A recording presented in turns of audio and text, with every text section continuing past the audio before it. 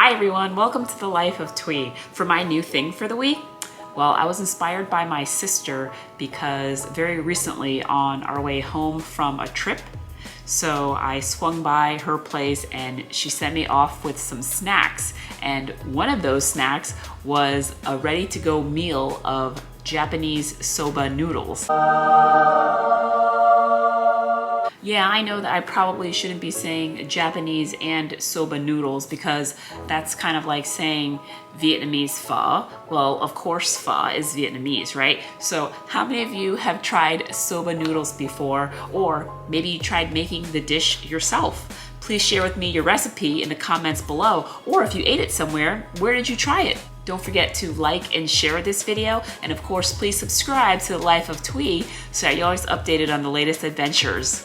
So they're called soba noodles because it comes from buckwheat flour. And sometimes when you look at these packages, some soba noodles are lighter or darker than others, right? Sometimes it's like a little beige color, and then other packages are really dark color, like almost black.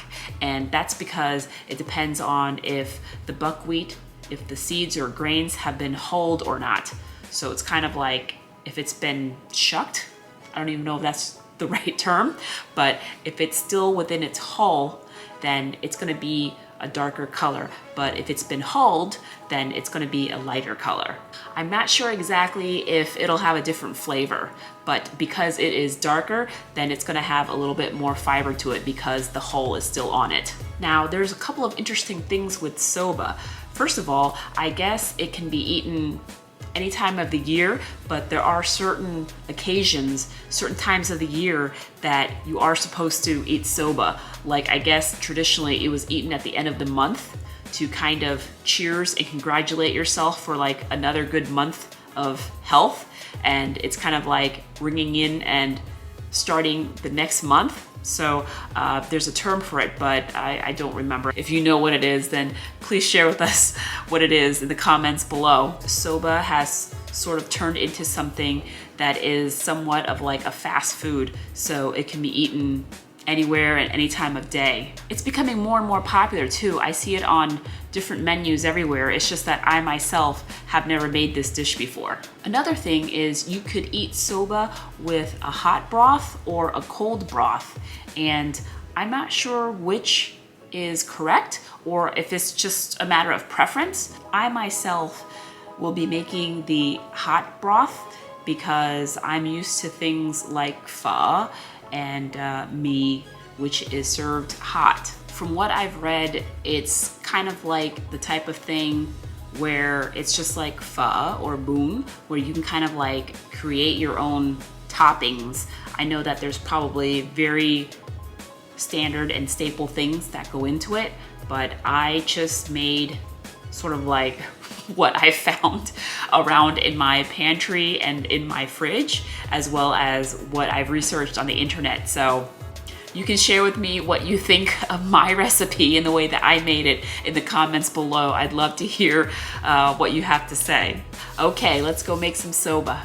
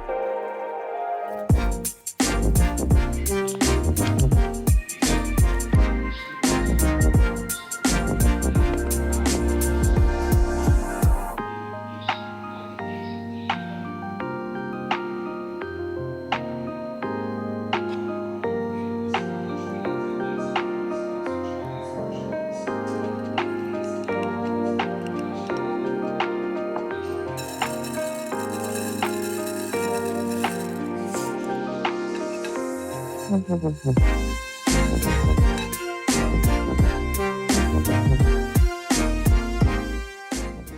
you know what? This was surprisingly very easier to put together than I thought. First of all, it's easier than pho, because as anybody who's tried to make pho before knows, that is like, what, it takes like 40 days to get the broth right. Getting the bones and the marrow. I have with me a very, very well-seasoned connoisseur of Asian foods. I got Ashley here. I'm telling you, like, anytime there is some new like Asian restaurant in the neighborhood that has opened, she's like the first person to tell me. She's always in the know for some reason. I don't know. She's got like Asian food radar. But when I was making the soba noodles, it was very quick and easy to cook, and it reminded me of vermicelli, rice vermicelli, which is Vietnamese. Okay, you ready to try this? Do you eat soba noodles a lot? No. Not really? Oh, so one of the interesting things that Ashley told me was she didn't know if it was supposed to be like the broth eaten separate or not, so I kind of had to look that up. And I don't really know like the correct way, or if it's just like many different ways of eating it, but I've read that you're supposed to kind of like eat the noodles and then like sip on the broth. So it's kind of like kept separate. But then there's other articles I've read where you just take a little bit of the noodles and you dunk a third of it into the broth and eat it that way. So you kind of eat it separate, but you dunk and combine. And then there's ways where you just like pour it over like you would with pho or something. So I'm not sure, maybe someone out there can let us know and enlighten us. Here we go, let's try it. Smells good, right? Mm. How is it? It's okay. It's okay? Try.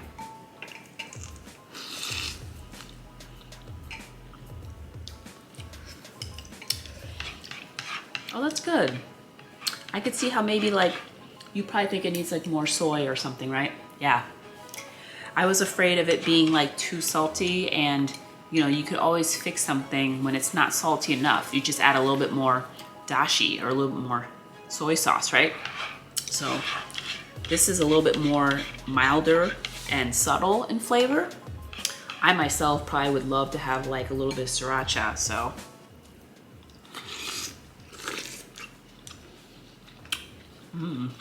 Another interesting thing, they say that when you go to take the noodles, that you're only supposed to take enough to like fill your mouth. Like you're not supposed to take a whole bunch and then bite the noodles. You're supposed to take just a little bit of the noodles and then slurp the whole thing up. I don't know if it's like bad luck to bite the noodles and then for it to fall back into the bowl, but I don't see why they wouldn't use like a spoon. That's not the etiquette. You're not supposed to use a spoon.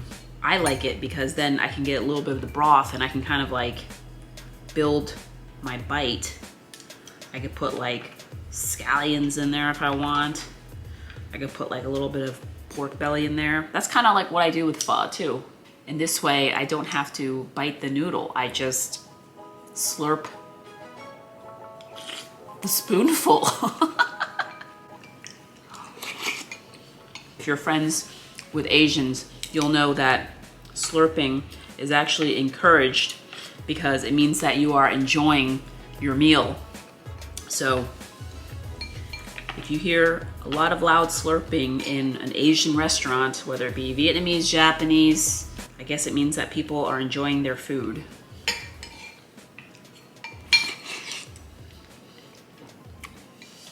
See, I didn't bite that. I slurped it in. The hard-boiled egg to me is like the best. That's the best part. Yeah, one of the things I really liked about it, my sister's broth too, was that it was just really light and subtle, and you really kind of had to like slow down so that you could pay attention to the little notes of soy, because it wasn't hitting you right at first, but at the end. And I really enjoyed it. So now that I've made it, I think I'll probably make it more often. It's really super easy and simple. And you know what? You can always make it ahead of time and just keep the broth separate. And then, you know, what an easy lunch if you take it to work or something, right? You can always warm up the broth, and then when you're ready to eat, pour it over. What do you think, Ash? Not bad for my first try? Yeah. I'll know how to tweak it and maybe do it differently next time.